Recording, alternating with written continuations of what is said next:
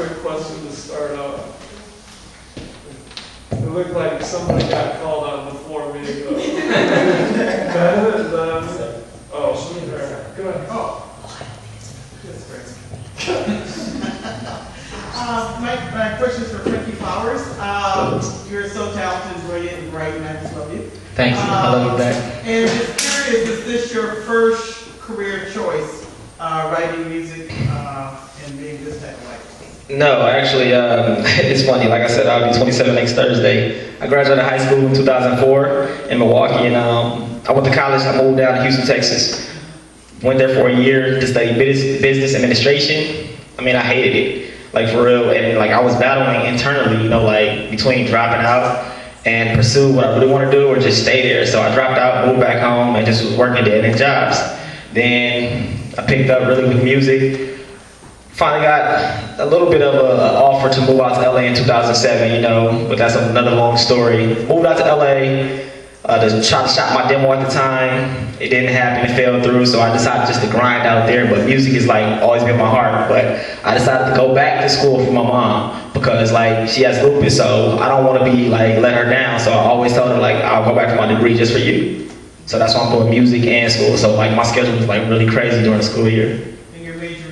I'm majoring in music and business. Yeah. Good for you. Thank you. Any other questions? I had a question for Sarah, just because in your book he's trying to pass up. Oh, yeah, that was.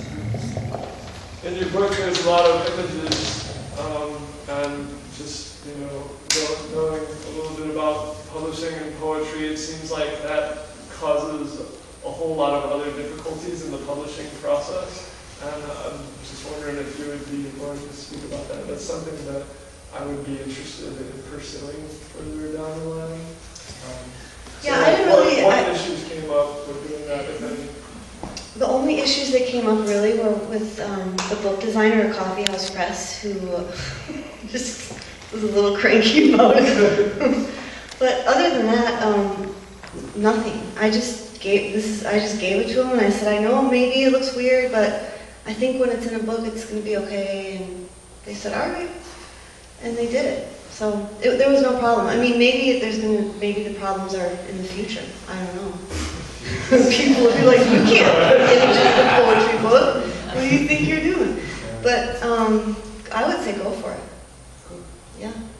I mean, I got a camera for my birthday a couple of years ago, but I've always really loved taking pictures, and my dad took pictures and often gave me cameras, and it just really became one of the most important ways I was being creative, was taking photographs, and so I really wanted that to be part of it.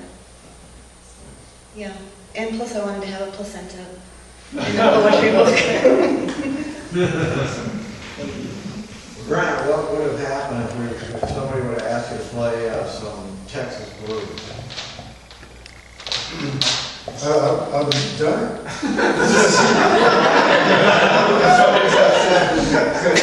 Stevie Ray Vaughan or something like that. No. No, I'll play something else. Nothing against Stevie Ray Vaughan. I'll say something. What prompted you to host the recording instead of, that was like the first Bonk listening party we've ever had. So what made you decide like, I'm going to do this tonight? Me? Yeah.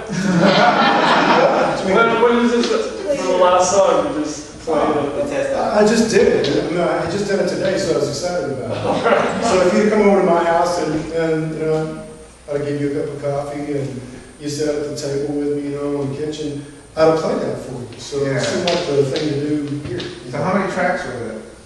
Oh shit, I don't know. Bunch. At least 3 vocals, right? Oh, it was maybe 30 tracks. 30 tracks? Yeah. We did Wow. it today. Yeah, we did it yesterday. Yeah. Yeah, imagine what the Beatles could have done with Sgt. Pepper. With 5. Right. 30, that's a lot. Well, I mean, some of them are just little snippets of things. Yeah. I have a question for Brett. As an up south person myself, I'm from Mississippi, and I'm always just intrigued by any Southerners that are in the Midwest and thriving. Me too, I always stop people and say, I can tell you know, Yeah. where you from? Yeah. So my question is, how do you feed your up south soul in Wisconsin as you create your music and your essence?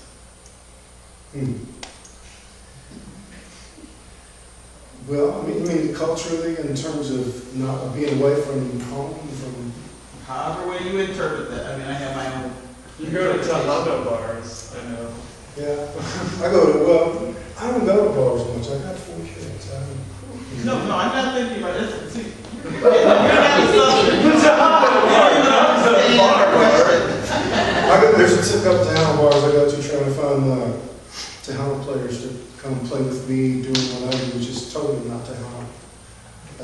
In Texas, we mix things up. We mix musical elements up. People aren't segregated in the ways that they are here. You know, we mix everything. Yeah, that's what I mean. It's a challenge. So yeah, I'm always up against. Yeah, I guess that's a good example. Then, you know, culturally, I was just talking to you about this a while ago. I'm always complaining about this. This is my artistic bitch about being here.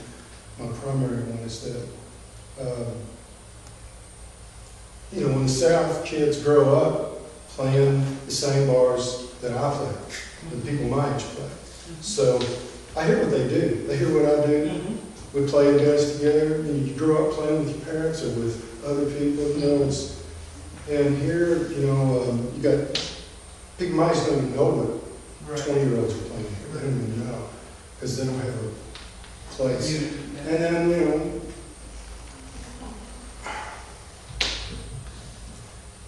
everybody does their own little thing, and that's all they do. You're a blues player, or you're a screamo player, or you're a rap player, or whatever, you know. You just do this one thing, or you don't mix it up. Right. And it's just like our food. You mix everything up, you know, and it pisses me off about it. So when I do travel and go back home, I get, you know, as much, I mix up with as many different players and different kinds of people as I can. We'll have to talk. It makes things sterile. It makes things creative and sterile for everybody to just to do their own little thing. Just take home, just jazz, just this, just that. We need to get that fixed up here. Yeah, We're even less racially segregated in the South than we are here. Yep. This is the most racially segregated place I've ever been. I've been all over the world. it affects our art. Yeah. Here. Yeah. It's just closed-mindedness. That's all it is. Yeah. Like, I mean, it's a blessing in disguise in one sense, because with all the racial tension, like it forced me to. It enabled me to get into other genres. Right. You know, that's why when people they want to label me, and like everybody that knows me, I hate labels. Oh, you're a rapper, you're a hip hop artist. It's like, dude, I make music, because no matter what color you are, people can relate to music. It's universal. So I mean, I even write country songs, I write R&B, I write everything. But with that racial tension, it forced me to, you know, tap into other genres so I can get into those certain gigs. Even though they'll see me coming there, they're like, oh man, here comes this dude. But once they hear the music, they're like, oh. Yeah. I got a quick question. It's just What? Alright, this is for all y'all. Like, I think the Racine Arts Council is super awesome because they do nurture all of the.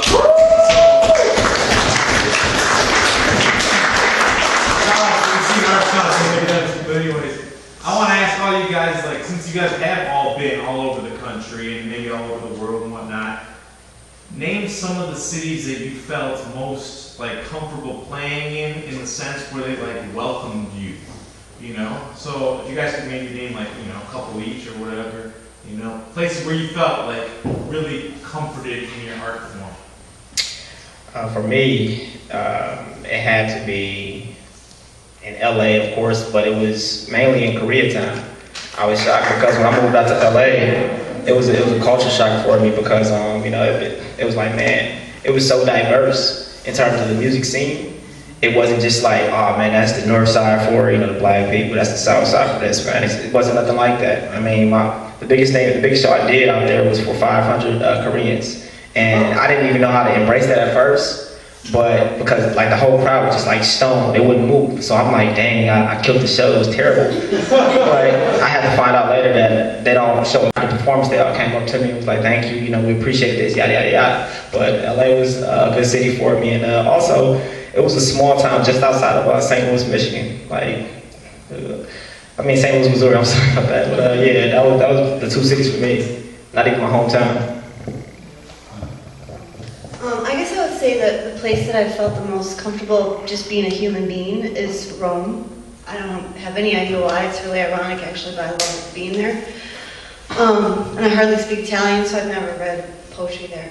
But I think for poetry, it's maybe, I'm not sure, I could be wrong, but it could be a little bit different than it is with music. A lot of the geography of poetry is actually online.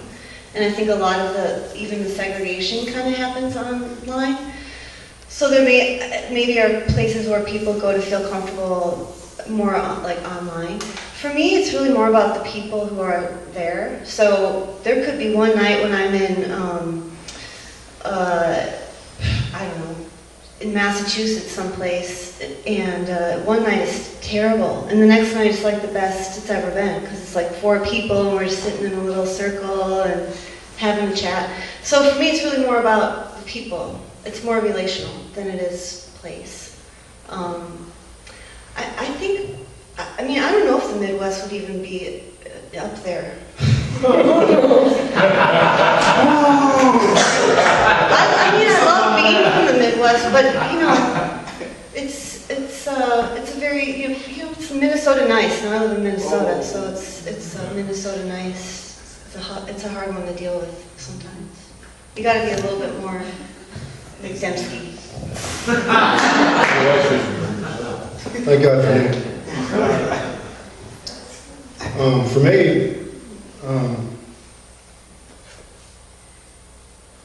London and New York and Austin, but particularly Austin. And I was saying to somebody that, you know, it doesn't matter what kind of music you play in Austin, it just doesn't matter. And not just Austin, but Texas in particular, in general. I have a real love-hate thing with Texas because I'm pretty left-wing, and you know, my mother's back in Texas. She's Tea Party, and like, you know, about half the state is, more than half. But that said, even with all the right-wing nutcases that we have back in Texas, we have a long history of